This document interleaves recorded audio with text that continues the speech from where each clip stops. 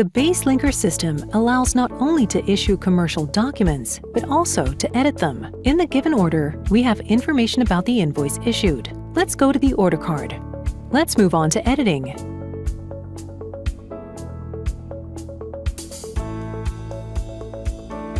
During editing, we can create a duplicate of it. We do it right here. A PDF document has been generated with the information in the upper right corner of which date is the duplicate. We can issue a correction from this perspective, delete the document, or return to the list. During the addition, we can add a new item on the invoice. We define the basic values, that is, name, EAN number, SKU number, quantity, and gross price with VAT rate.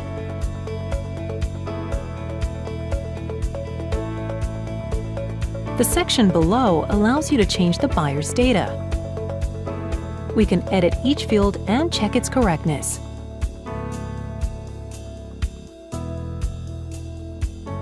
We confirm such changes with a record.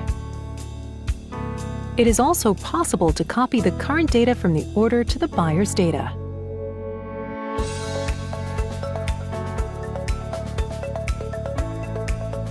Below the page, we have the Other Data section. We can change the numbering series of our document here. Select a specific number. From this number, all subsequent documents will be generated. Below, we can choose the month, year, creation date, sale date, payment date. Let's choose the date of payment.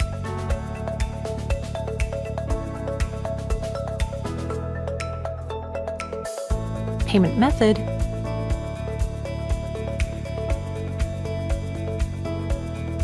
or currency.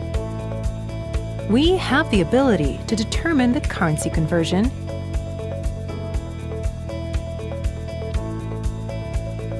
city name, issuer, changing the name of us as a seller, or additional information. Let's save it. Let's check the edited invoice.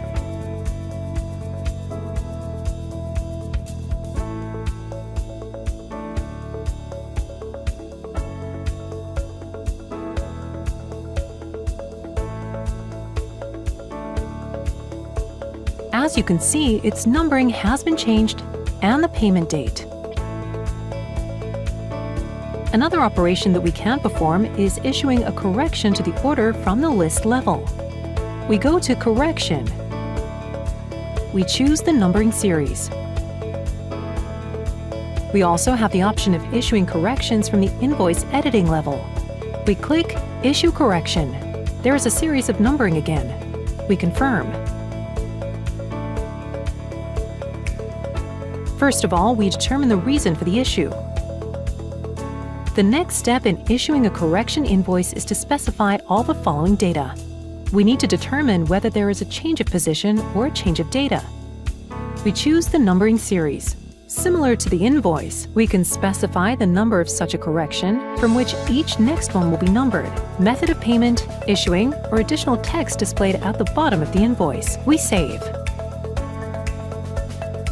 Similarly to the invoice, we can issue a duplicate corrective invoice.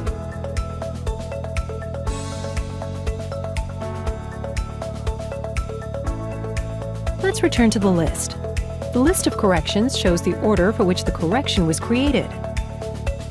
Also, this information is on our PDF document. This is where we have the invoice information. The situation is the same. On the list of invoices, we have information about the issued correction. As with issued invoices, it is the same with the created receipt. We can also edit it.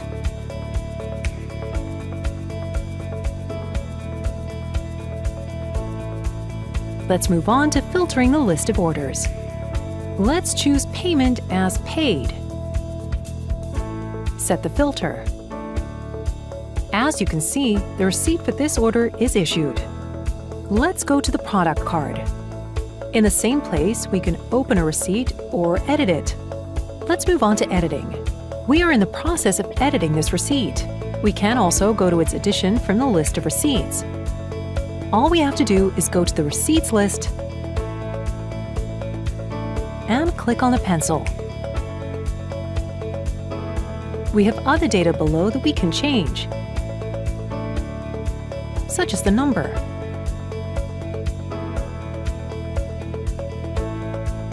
We can enter the buyer's tax identification number. Save the receipt. Let us return to the list. Here we can preview our generated receipt in the BaseLinker system.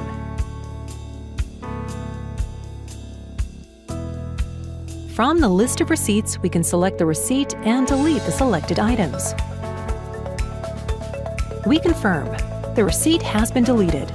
We can remove it completely from the system by clicking on the cross again. We remove. We can only perform complete removal individually for safety reasons. In the case of a correction, we can do the same.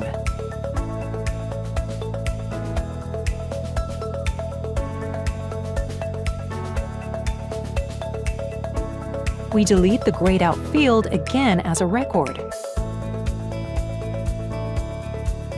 The document has been deleted. Similarly, we can also delete the invoice.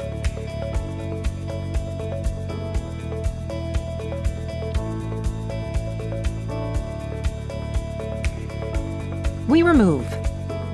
We can delete the record completely. We have information that there are no invoices issued in our account.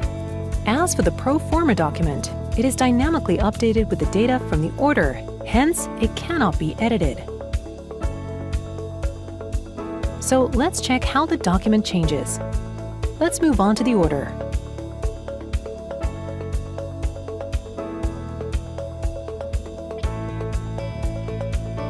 Let's edit the name and surname. Let's enter Jonas Nazario Luz.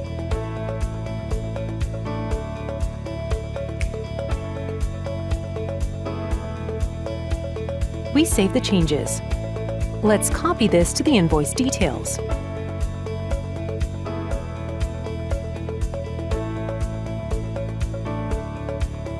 Let's go back to pro forma invoices. As you can see, the buyer has changed. There is updated information that it is Jonas Nazario Luz. Pro forma is removed in the same way as other commercial documents. Deleting twice completely deletes the invoice information.